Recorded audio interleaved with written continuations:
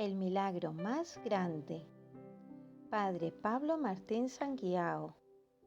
Presentación de la sierva de Dios, Luisa Picarreta, la pequeña hija de la divina voluntad, y de su extraordinario anuncio, el cumplimiento del reino de Dios. Tercera parte. Y tocará la trompeta. Primera Tesalonicenses 4:16. ¿Qué habéis ido a ver al desierto? ¿Una caña agitada por el viento? Pues bien, ¿qué habéis ido a ver? ¿Un profeta? Sí, os lo aseguro, más que un profeta. Lucas 7, del 24 al 26. Las palabras de Jesús sobre su precursor hablan hoy de Luisa Picarreta, la pequeña hija de la divina voluntad. ¿Qué habéis ido a ver en Corato? ¿Una santa? Es verdad que la gente la recuerda todavía, después de 68 años de su muerte, el 4 de marzo de 1947, como Luisa la Santa.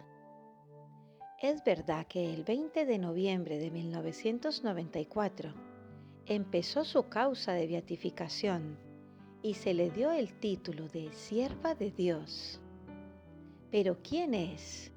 ¿Y por qué sin ruido hace que vengan personas de todas partes del mundo, mientras que, excepto pocos en Italia, aún no la conocen?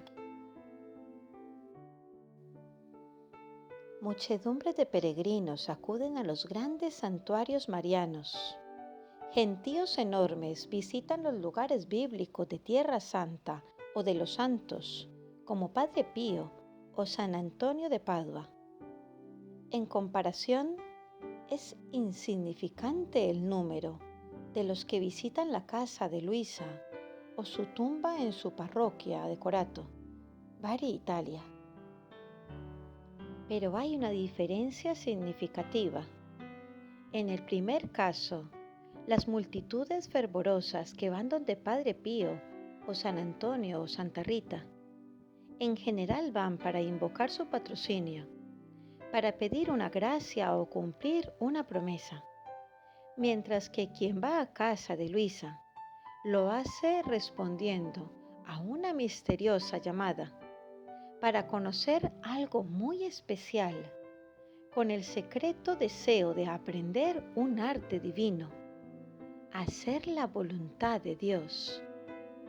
Pero luego, a medida que descubre la figura de Luisa, va descubriendo que ese algo es el fiat o querer divino vivido continuamente, una misteriosa y sorprendente novedad que ahora el Señor nos propone vivir en la divina voluntad. Entonces, ante la vida de Luisa, de más de 64 años en cama, pasa del asombro a la alegría de descubrir en ella el tesoro escondido y el deseo de saber más de ese reino para adquirirlo. Fiat. Han pasado tantos años desde aquel día que Luisa, adolescente, asomándose al balcón de su casa, asistió a un espectáculo conmovedor que la hizo enloquecer de dolor y de amor. Vio a Jesús que, llevando la cruz en su vía dolorosa, la miró diciendo: «Ayúdame». La pasión de Jesús se convirtió en la pasión de toda su vida. Esa fue la primera tarea de Luisa, en común con otras muchas almas bellas, acompañar a Jesús en su dolorosa pasión, tomando parte en ella como víctima para ayudarlo a salvar a sus hermanos. La corredención a la que la Iglesia es llamada a participar es la extrema manifestación de la divina misericordia. Luisa había nacido el 23 de abril de 1865, domingo in albis, el primero después de Pascua. 70 años después, el Señor pidió por medio de Santa Faustina Kowalska que ese domingo se celebrara la fiesta de la Divina Misericordia. Aquel encuentro místico con Jesús llevó a Luisa a conocerlo cada vez más en su fascinante y santísima humanidad. Las divinas virtudes de nuestro Señor fueron objeto de su contemplación y Jesús le dio sublimes enseñanzas acerca de la humildad, el amor, la obediencia, etc. Todo lo que Él es. Y Luisa, por obediencia a sus confesores, encargados por la autoridad diocesana, escribió todas esas cosas después de que Jesús las escribiera en su alma con su dedo de luz. Así Luisa, a partir del 28 de febrero de 1899 y durante 40 años, escribió como un diario las maravillosas lecciones del Señor. Llenan 36 gruesos cuadernos o volúmenes que Jesús tituló El reino de mi divina voluntad en medio de las criaturas. Libro de cielo. La llamada a las criaturas al orden, a su puesto y finalidad para la que fue creada por Dios. Título que expresa perfectamente el contenido de este diario, a quien pertenece y cuál es su finalidad. En efecto, cuando Luisa tenía unos 46 años, el Señor empezó a abrir una nueva ventana en su vida, mostrándole un panorama nuevo, un paisaje maravilloso, un secreto del cielo. Ante el asombro de Luisa, Jesús le explica que de esas cosas aún no había dicho nada a nadie. Si os he hablado de cosas de la tierra y no creéis, ¿cómo creeríais si os hablase de cosas del cielo? Juan 13:12. La nueva ventana se asoma al inmenso mar de la divina voluntad, vida de Dios, que quiere que sea vida del hombre, para que aprenda a vivir y a actuar en ella a un modo divino. Esa fue la segunda tarea encomendada por Jesús a Luisa.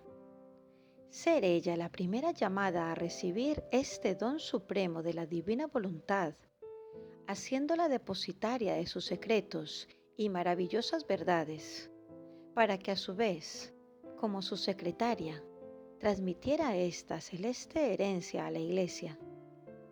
De esa forma, el Señor prepara la llegada del reino de la divina voluntad, mediante este conocimiento, que es para toda la Iglesia, llega el reino de Dios y su justicia, o santidad divina.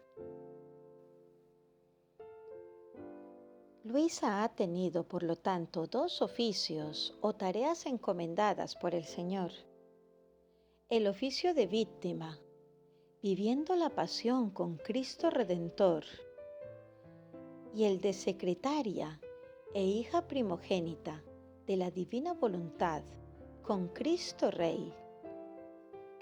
En el primer oficio, Luisa se halla en compañía de muchas otras almas víctimas. San Francisco, Padre Pío, Marta Robin, Luisa Picarreta, María Valtorta, Teresa Musco, Natusa Évolo, Teresa Neumann. En el segundo, Luisa tiene una tarea inédita, única e irrepetible: recibir y vivir las maravillosas verdades de la divina voluntad para después entregarlas a la Iglesia por medio de sus ministros. Con ella empieza una nueva generación de hijos de la luz, le dice Jesús, los hijos de su divina voluntad. Con ella comienza una cadena de amor, una cadena de almas llamadas a vivir en la divina voluntad. En todas las santidades han habido siempre santos que han sido los primeros en dar comienzo a una especie de santidad.